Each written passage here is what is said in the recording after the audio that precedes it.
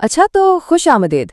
अक्सर वालिदैन के जहन में ये सवाल ज़रूर आता होगा कि अपने बच्चों की पढ़ाई में, उनके सफ़र में, उनकी सबसे बेहतरीन मदद आखिर कैसे की जाए। तो आज हम इसी पर बात कर रहे हैं।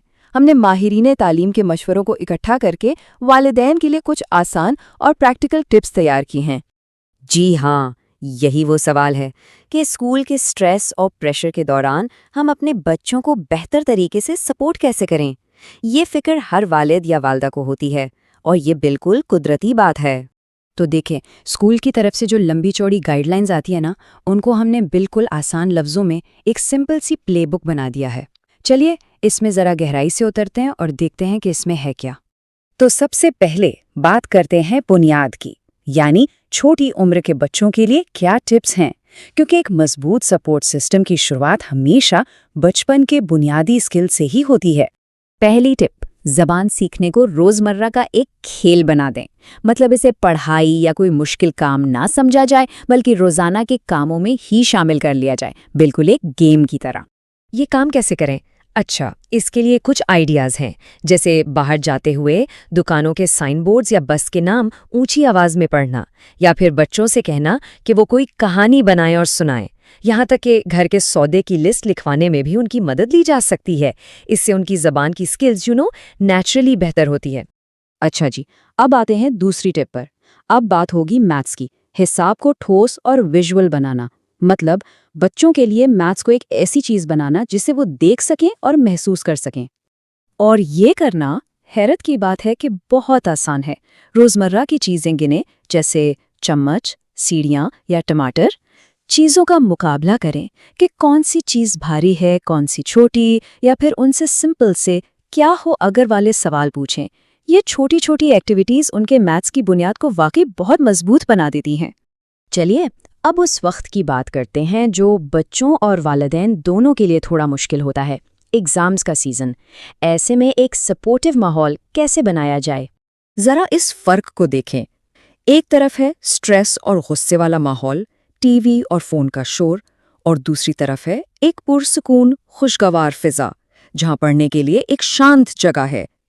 अब इन दोनों माहौलों का बच्चे की परफॉर्मेंस पर जो असर पड़ता है, वो ज़मीन आसमान का होता है।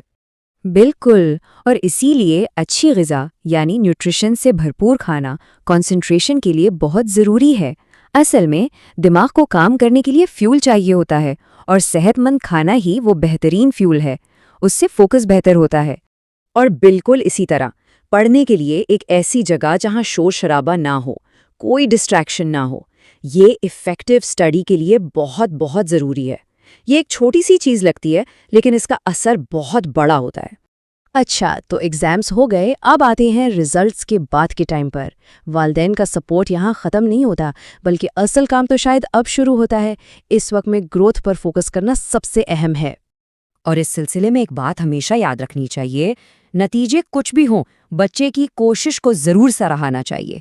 जब कोशिश की तारीफ होती है ना, तो बच्चा सिर्फ हिम्मत नहीं हारता, बल्कि उसमें आगे बढ़ने का जज्बा पैदा होता है, जो ज़िंदगी भर काम आता है। तो रिजल्ट के बाद बच्चे से बात कैसे की जाए, इसके 3 सिंपल स्टेप्स हैं। पहले उनकी मेहनत की तारीफ करें, दूसरा उनका मुकाबला किसी दूसरे बच्चे से बिल्कुल ना करें, और तीसरा मिलकर आगे के लिए बेहतरी के आइडियाज़ पर बात करें। इस तरह बच्चा मायूस नहीं होगा, बल्कि उसको हौसला मिलेगा। तो अब इन सब बातों का निचोड़ निकालते हैं 3 सुनहरी उसूलों में। ये वो गोल्डन रूल्स हैं जो बच्चों को सपोर्ट करने में हमेशा काम आते हैं। नंबर 1, सिर्फ नतीजों पर नहीं, कोशिश पर फोकस करें। जब मेहनत की कद्र होती है तो बच्चा हार जीत से आगे बढ़कर कोशिश करना सीखता है। दूसरा असूल, हर बच्चे की रफ्तार अलग होती है, हर बच्चा यूनिक है। उनका दूसरों से मुकाबला करना उनकी खुद एतमादी के लिए नुकसानदेह हो सकता है। उनके अपने सफ़र का एहतराम करना बहुत ज़रूरी है।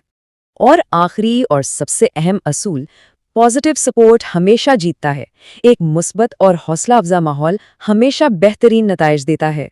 तनकीद के बजाय सपोर्ट और हौसला अफजाई का रास्ता इख्तियार करना चाहिए। तो इस गुफ्तगू के आखिर में बस एक सवाल सोचने के लिए, वो कौन सा एक छोटा सा सपोर्टिव कदम है जो आज ही उठाया जा सकता है?